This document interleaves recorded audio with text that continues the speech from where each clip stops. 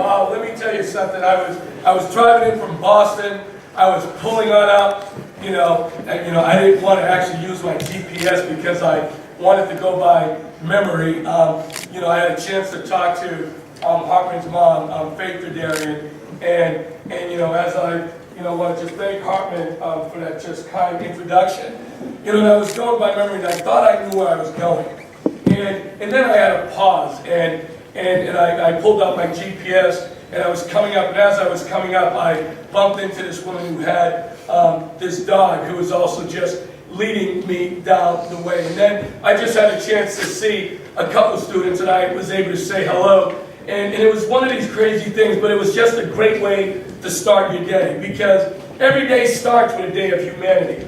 And to be here in Belmont, but to be here in Belmont Hill, an institution that has a history of leadership, an institution that has a history of bringing some of the finest young people, not just from this institution, but throughout the world. And you need to know that. You need to know that. You need to feel that sense of pride. And I want to thank President Melvoin for having me here today, and also for Caleb Collins for inviting me. So a simple thing I can do is I can turn around, and we all know that yesterday was Dr. King's birthday, and folks use certain times to celebrate. The easiest thing to do is to reflect on the life and values and ideals of Dr. King. But I might ask you to take the time to read, to take the time to talk about those things, but I really want to bring it to you.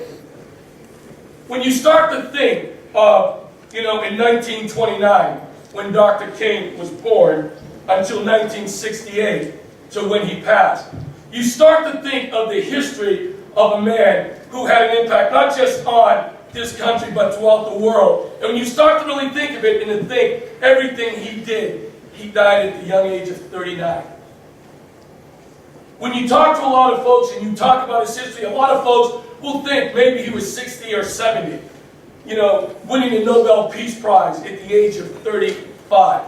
So when you really look at that, he was only, to some extent, anywhere from 19, 18, 17 years older than where you are today. In a lot of instances, he was younger than probably most of all of your parents. But at a very young age, he stood up and he stood for something. And as I'm here at Belmont Hill, and I'm here, and I'm just looking at the history of this great school, that's the thing that I hope to share with you. What do we stand for? What do we stand for? See, it's too easy to turn around and to allow folks to share with us what the differences are. One of the things I always like to remind folks, we're more alike than unalike.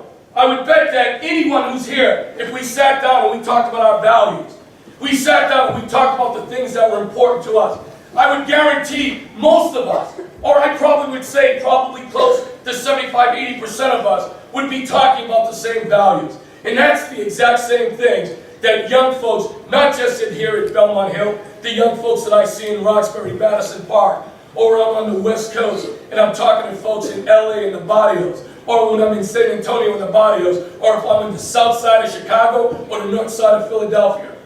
I meet young people all the time who want to either finish school, or they start to think about having a successful life. Folks, it doesn't matter what race you are. It doesn't matter social, economic background.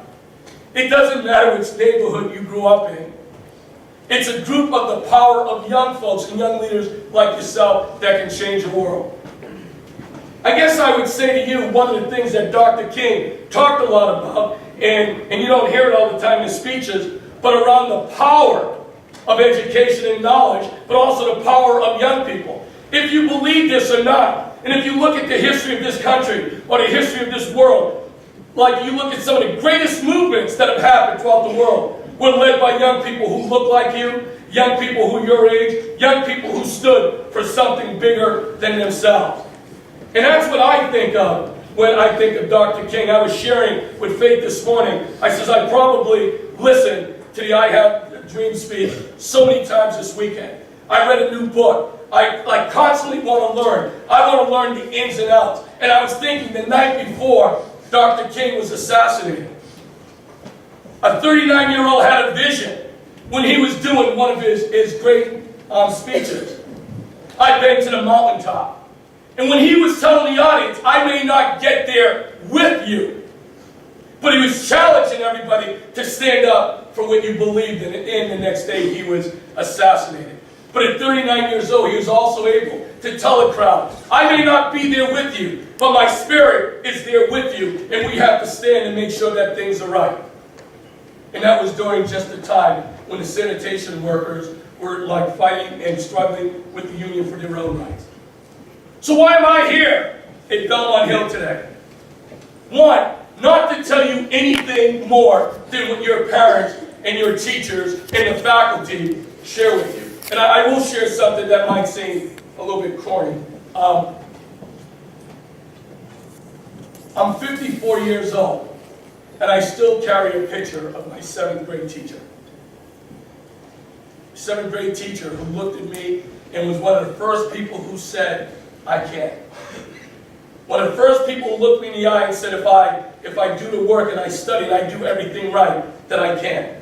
One of the first people who says, if you get yourself ready, that you can be an important figure in this world. And actually, I'll be honest, I drank the Kool-Aid. So when I think of the life and the values of Dr. King, things that resonate with me is about responsibility, about accountability, about standing up, about what's right. It's not about bullying. It's about accepting people's differences, but realizing you're the same. It's about learning and sharing. If you believe this or not, folks, Belmont Hill gives you the opportunity to be global. You will work in environments with folks who are different. You work in environments with someone who speaks a different language. You work in environments and be led by someone who is a woman CEO and potentially a person of color who's also running a company. So you're getting one of the greatest opportunities in your life. One, to be with each other and to learn from, but also to be part of an institution that is pushing you forward in the world. I have a couple more minutes, and I want to say a couple things. I know this to be because if I would have believed what people told me when I was young, I wouldn't stand here. See, my mom had 6 kids by the age of 23. My dad wasn't around. I grew up in public housing. We had no money.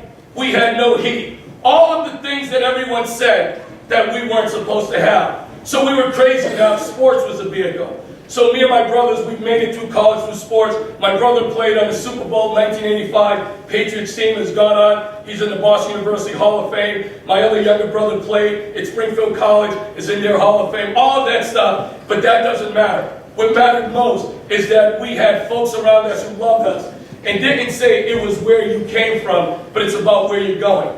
So Belmont Hill, continue to strive to be excellent. Belmont Hill, continue to be a leader of taking a stand and taking action. Belmont Hill, have others emulate you and want to be like you. Because I'll tell you, when you do great things and you are a great institution, you're a great person, people want to be around you. Hartman did describe a little bit about the baseball. I'll do a little quick pitch, and it's really not about baseball. Baseball is a tool that I use to ensure that young folks can be successful. And what I can do is I can prove a point, and I can take some of the same urban kids that most folks would not think would play baseball, and I can turn around and tell you the starting catcher from Oklahoma is ours.